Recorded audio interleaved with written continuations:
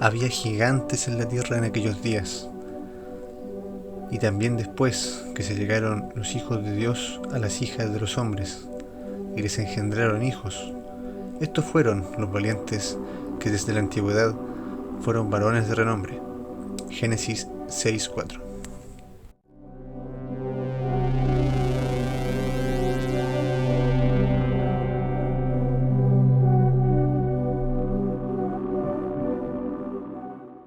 ¿Sabía usted que en diferentes partes del mundo se han encontrado huesos y cráneos alargados de gigantes?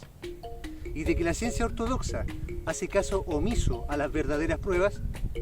¿Sabía usted que en casi todas las grandes civilizaciones del mundo se habla de que hubo una edad dorada liderada por una raza de semidioses gigantes? ¿Y de que el hombre convivió con estos seres hombro a hombro, edificando colosales obras jamás igualadas? Ellos habrían sido los viejos dioses y los héroes, y sus voces resuenan hasta hoy. Acompáñenme a verlos y al mismo tiempo conocer su olvidada historia. Sean todos bienvenidos a la Atlántida.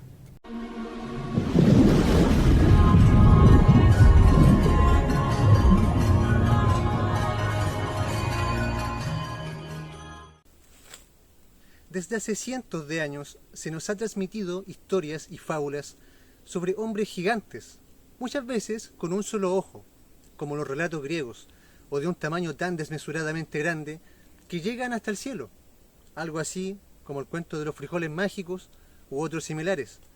Pero lo cierto es que todo nace de una realidad, o de un hecho histórico que a través de los años se va deformando, transformándose en algo tan diferente y a veces ridículo y fantasioso, que al final nadie cree que era cierto.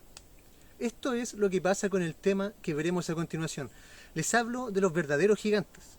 Cientos y cientos de huesos y cráneos alargados que han sido comprobados científicamente como una especie diferente a la humana y que alguna vez habitó en casi todo el planeta.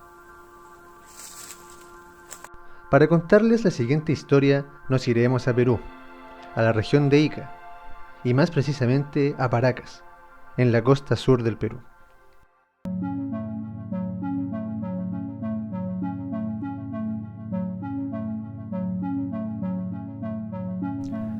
En el año 1928, el arqueólogo Julio César Tello Rojas se encargaría de encontrar uno de los más grandes hallazgos arqueológicos de la historia de la humanidad. En el desierto de Paracas, Perú, el señor Julio habría encontrado una decena de exquisitas tumbas funerarias, increíblemente sofisticadas y complejas. Pero esto no sería lo más increíble. Al rato de comenzar a excavar en estas tumbas, y para sorpresa de todos, comenzarían a salir a la luz del día, luego de milenios en las sombras, muchos cráneos alargados de diferentes tamaños y formas en su estructura.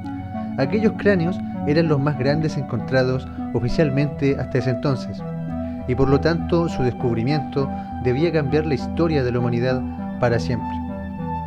Fueron más de 300 cráneos, con alrededor de más de 3000 años de antigüedad, y como si esto fuera poco, se le realizaron pruebas de ADN a estos enigmáticos cráneos en los cuales se descubrirían cosas realmente alucinantes sobre su origen y el supuesto árbol evolutivo humano.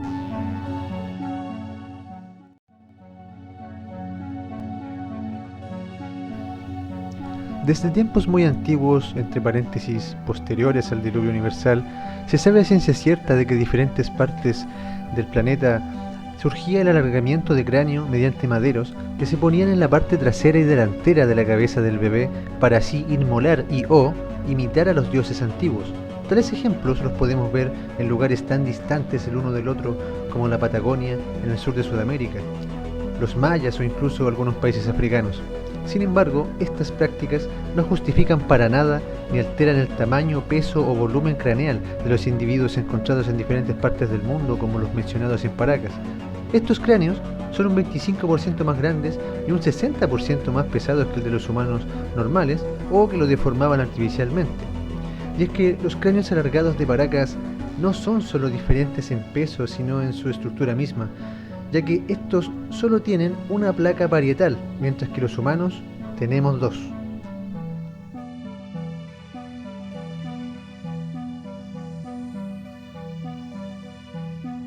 El director del Museo de Paracas envió 5 muestras de los cráneos para que se le realizaran pruebas genéticas. Las muestras, que constan en pelo, dientes y algunos fragmentos de huesos craneales, dieron resultados impresionantes. El laboratorio no fue informado previamente de la procedencia de tales muestras para evitar, entre comillas, influenciar los resultados. Curiosamente, el ADN mitocondrial que se hereda de la madre mostró mutaciones que eran desconocidas para cualquier hombre, primate o animal encontrado en el planeta. Las mutaciones presentes en las muestras de los cráneos Paracas sugieren que los investigadores estaban tratando con un totalmente nuevo ser humano, muy diferente del Homo sapiens, Neandertal y Denisovans. Según los informes, las personas de los cráneos de Paracas fueron biológicamente tan diferentes que hubiera sido imposible que los seres humanos se cruzasen con ellos. No estoy seguro que esto se ajuste en el árbol evolutivo conocido, escribió el genetista.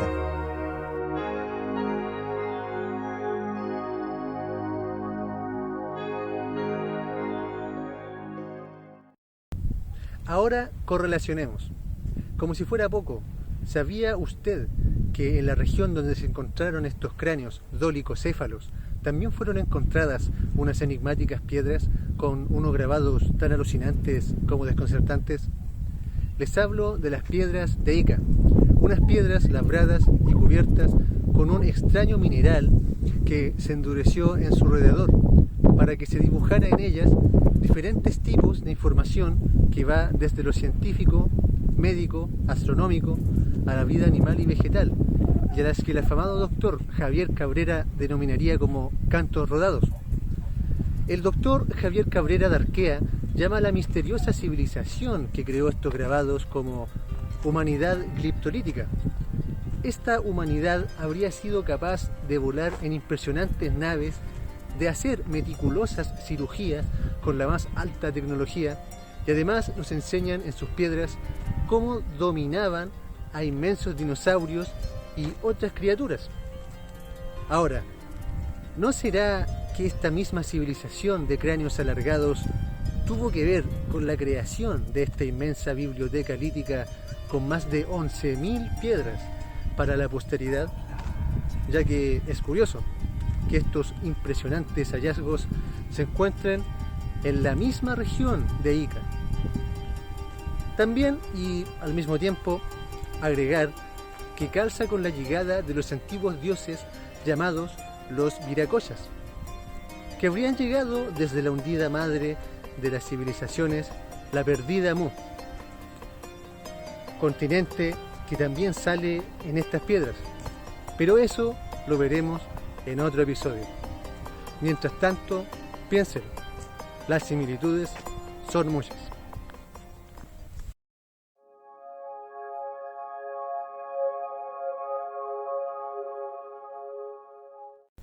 Ahora que ya resumimos los descubrimientos en Perú, nos dirigiremos al archipiélago del Mediterráneo Central, y más concretamente a Malta, donde 2 arqueólogos se encargarían de encontrar otro yacimiento, entre paréntesis, esta vez megalítico, donde saldrán a la luz los gigantes del pasado con sus alargados cráneos y además una familiar historia entrelazada a estos dioses con la veneración a la serpiente. Sígame. En el antediluviano templo de Hal Saflienti y nuevamente en sepulturas, al igual que en Paracas, se encontraron restos de humanos en los que se halló una serie de cráneos alargados de tamaño totalmente extraordinario. Estos cráneos parecen pertenecer a una raza de humanos desconocida, y si los datos son correctos, se cree que estos cráneos podrían pertenecer a un eslabón entre Mesopotamia y Egipto, y a una hermética raza de sacerdotes vinculados al símbolo de la serpiente. Hacia 1985 se conoció que en los enclaves megalíticos de Taxien y Yanya y Hal Saflieni se habían descubierto estos extraños restos humanos y que al principio fueron expuestos en el Museo Arqueológico de La Valetta en Malta. Pero hace unos años estos restos fueron retirados de la exposición abierta al público y puestos en el almacén del museo. Desde entonces no fueron expuestos públicamente. Solo las fotos tomadas por los investigadores malteses Dr.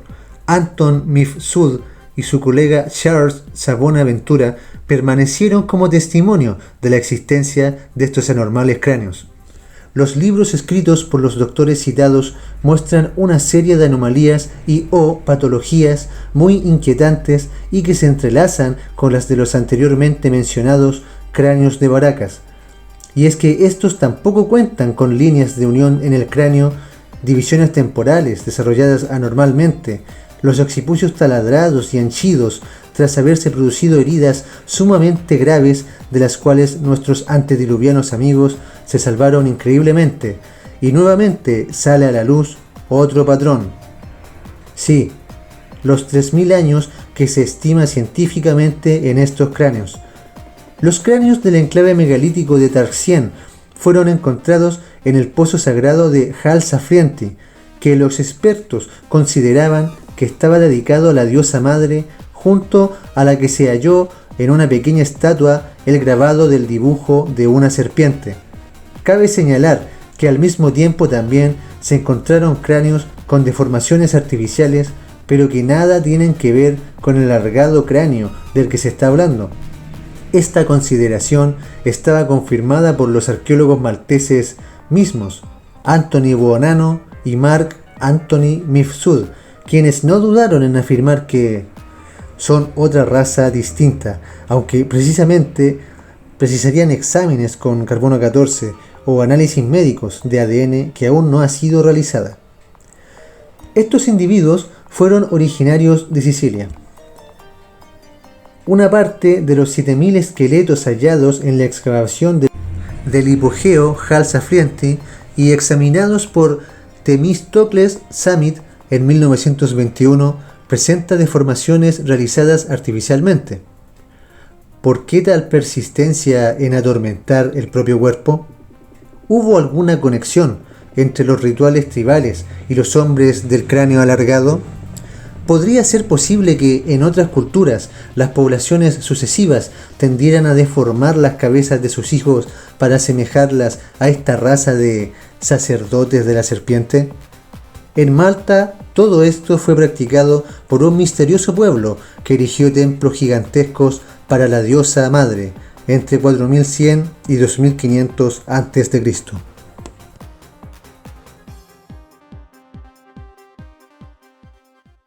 ¿No será que estos individuos intentaban homenajear y ser similares a los dioses que alguna vez caminaron con el hombre en aquel planeta de ensueño de la mencionada Edad Dorada? ¿No será que estos pocos cráneos alargados que se comprueba que no hubo deformación artificial fueron una última reminiscencia de un mundo antediluviano? Los fenicios también erigieron en Malta templos a la diosa madre, que ellos llamaban Astarte, una asimilación fenicia de una diosa mesopotámica que representaba el culto a la madre naturaleza, la vida y la fertilidad, y en cuya simbología aparecen también las serpientes. Es como si los fenicios quisieran continuar una tradición interrumpida.